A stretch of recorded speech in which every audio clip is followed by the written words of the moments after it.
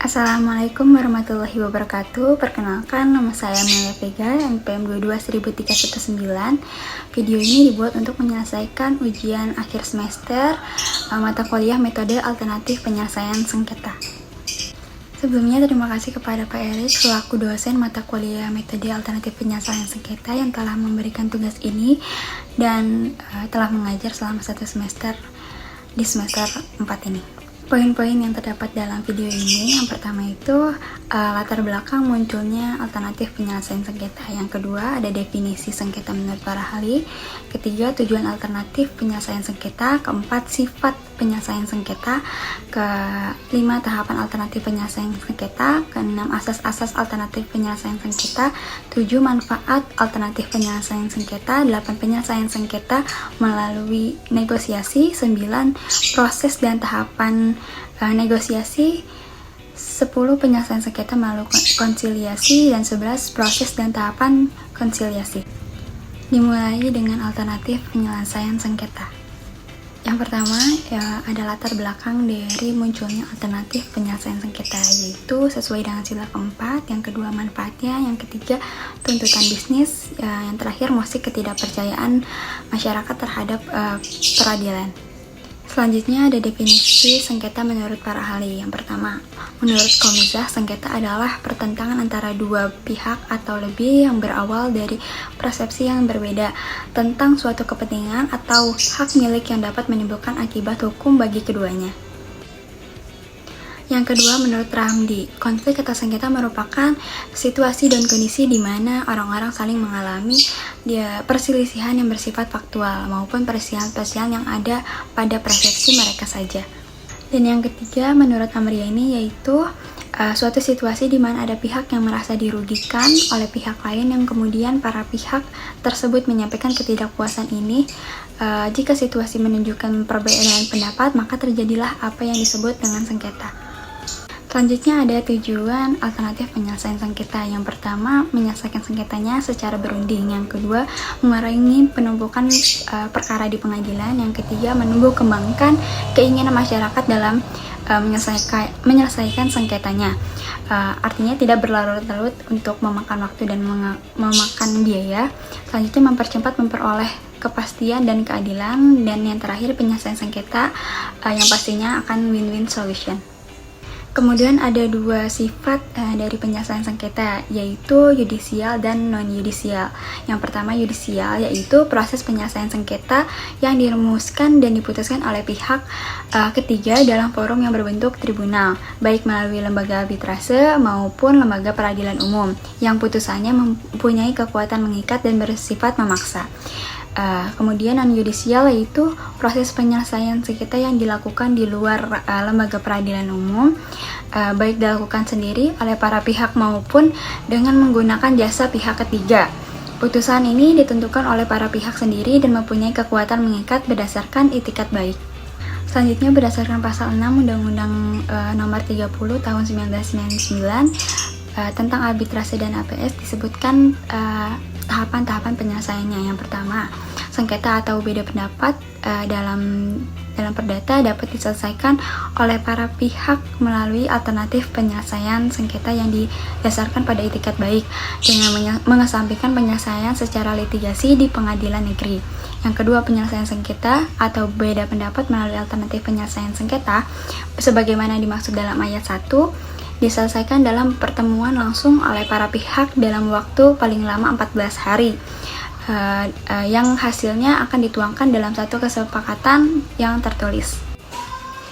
Yang ketiga, dalam hal sengketa atau beda pendapat sebagaimana yang disebutkan pada ayat 2 tidak dapat diselesaikan, maka atas kesepakatan tertulis para pihak sengketa atau beda pendapat diselesaikan melalui bantuan seorang atau lebih penasihat ahli maupun melalui seorang mediator. Yang ketiga, apabila para pihak tersebut tidak dalam waktu 14 hari tidak berhasil mencapai kata sepakat, maka para pihak dapat menghubungi sebuah lembaga arbitrase atau lembaga alternatif penyelesaian sengketa untuk menunjuk seorang mediator.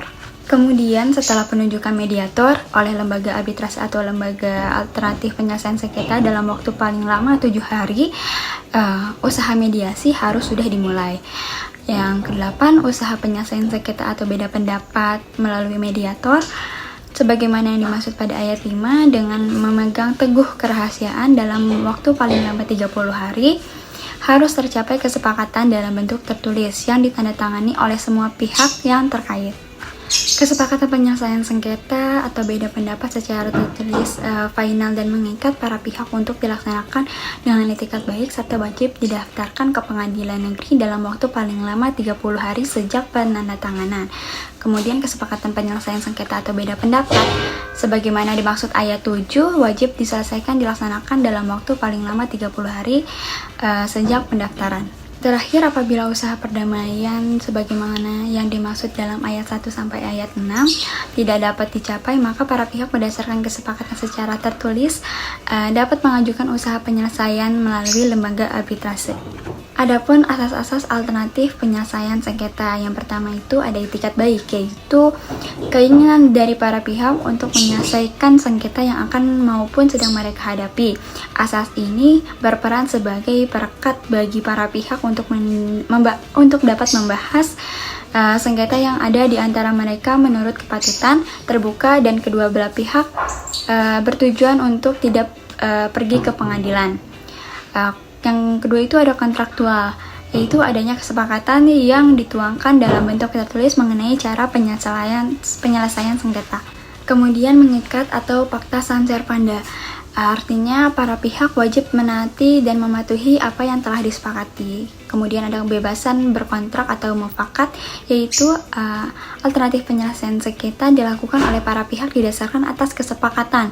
Kesepakatan ini menunjukkan pada asas kebebasan berkontrak, di mana pihak-pihak akan menyelesaikan sengketa secara musyawarah. Para pihak dapat dengan bebas menentukan apa saja yang hendak diatur dalam kesepakatan tersebut sepanjang tidak bertentangan dengan undang-undang dan kesusilaan. Lalu ada asas kerahasiaan, yaitu penyelesaian sengketa ini tidak dapat disaksikan oleh orang lain karena hanya para pihak yang bersengketalah yang menghadiri jalannya pemeriksaan.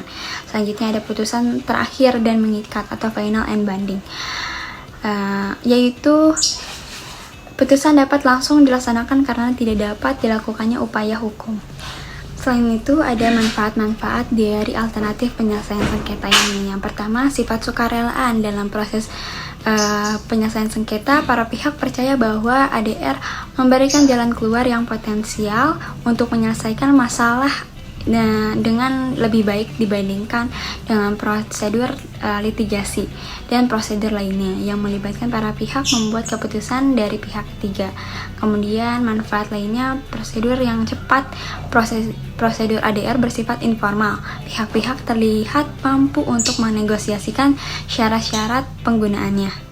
Kemudian manfaatnya itu keputusannya non-yudisial, artinya wewenang untuk membuat keputusan tetap berada pada pihak-pihak yang terlibat atau tidak didelegasikan kepada pembuat keputusan dari pihak ketiga. Selain itu, prosesnya rahasia. Proses ADR memberikan jaminan kerahasiaan bagi para pihak dengan porsi yang sama. Kemudian fleksibilitas. Alternatif penyelesaian sengketa ini memberikan fleksibilitas yang lebih besar bagi parameter-parameter isu yang sedang didiskusikan dan cukupan dari penyelesaian masalah.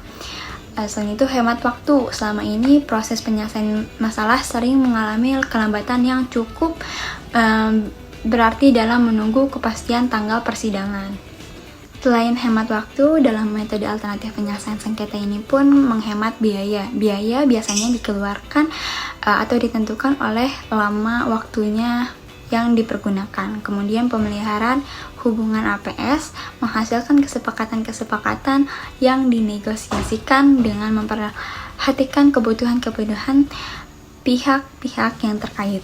Kemudian tinggi kemungkinan untuk melaksanakan kesepakatan alternatif penyelesaian sengketa, para pihak yang telah mencapai kesepakatan cenderung untuk memenuhi syarat-syarat atau kesepakatan yang telah ditentukan oleh pengambilan keputusan.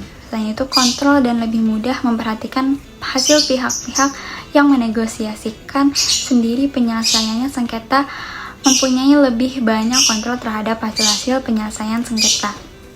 Yang terakhir, manfaatnya itu kesepakatan bertahan sepanjang waktu. Keputusan penyelesaian sengketa dengan prosedur alternatif penyelesaian sengketa cenderung bertahan sepanjang waktu. Selanjutnya akan menjelaskan tentang sedikit dari negosiasi. Negosiasi merupakan metode dalam proses penyelesaian sengketa yang bersifat non-yudisial. Negosiasi merupakan hubungan tawar-menawar di antara para pihak yang bersengketa dalam satu jalinan hubungan yang bersifat sukarela dan sementara untuk saling menjelaskan posisi, kebutuhan dan kepentingan masing-masing serta melakukan pertukaran sumber-sumber daya khusus atau perjanjian yang dapat menyelesaikan sebagian sengketa atau keseluruhan sengketa. Proses dan tahapannya yaitu yang pertama menetapkan persoalan pokok yang menjadi objek sengketa dari para pihak, yang kedua menetapkan posisi dan kedudukan para pihak dalam perundingan, yang ketiga menyampaikan argumentasi yang sistematis dan rasional dapat diterima oleh semua pihak, yang keempat menyelidiki kemungkinan yang timbul dari argumentasi yang dikemukakan, yang kelima menetapkan proposal penawaran alternatif penyelesaian sengketa pada pihak lawan, yang terakhir menetapkan dan menandatangani persetujuan hasil negosiasi. Tahapan setelah negosiasi disimpulkan yaitu masukkan program pelaksanakan ke dalam persetujuan yang telah disepakati bersama. Yang kedua, bentuk tim bersama untuk meninjau pelaksanaan persetujuan. Yang ketiga, pastikan informasi dan penjelasan yang dapat dipahami oleh semua pihak. Selanjutnya yang terakhir akan menjelaskan sedikit tentang konsiliasi. Konsiliasi adalah upaya penyelesaian sengketa dengan melibatkan pihak ketiga yang memiliki kewenangan untuk memaksa para pihak untuk mematuhi dan menjalankan hal yang diputuskan oleh pihak ketiga tersebut. Konsiliator pada umumnya mereka telah diangkat dan disetujui oleh menteri yang berkaitan dengan bidang yang dijalaninya. Konsiliator hanya memiliki kewenangan untuk menyelesaikan sengketa yang masuk dalam wilayahnya. Proses dan tahapannya ada 8. Yang pertama, para pihak yang berselisih bersepakat mengajukan permintaan tertulis kepada konsiliator.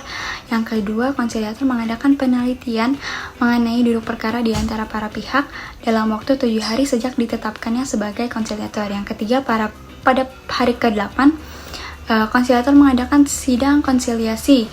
Yang keempat, konsiliator memeriksa data dan informasi dari para pihak, bahkan berhak memanggil saksi-saksi atau ahli. Yang kelima, konsiliator mengeluarkan anjuran tertulis yang disampaikan kepada para pihak selambat-lambatnya 10 hari kerja sejak sidang konsiliasi. Yang keenam, para pihak harus sudah memberikan jawaban secara tertulis kepada konsiliator, isinya menyetujui atau menolak anjuran yang tertulis dalam waktu selambat-lambatnya 10 hari kerja sejak menerima anjuran. Yang ketujuh, dalam hal para pihak menyetujui anjuran tertulis, maka dalam waktu selambat-lambatnya 3 hari sejak disetujui, konsiliator harus sudah menyelesaikan para pihak membuat perjanjian bersama. Yang terakhir, perjanjian bersama didaftarkan pada pengadilan PHI di wilayah pihak-pihak untuk mendapatkan akta pembuktian pendaftaran. Sekian materi yang dapat bisa saya sampaikan. Mohon maaf apabila ada kesalahan. Terima kasih. Wassalamualaikum warahmatullahi wabarakatuh.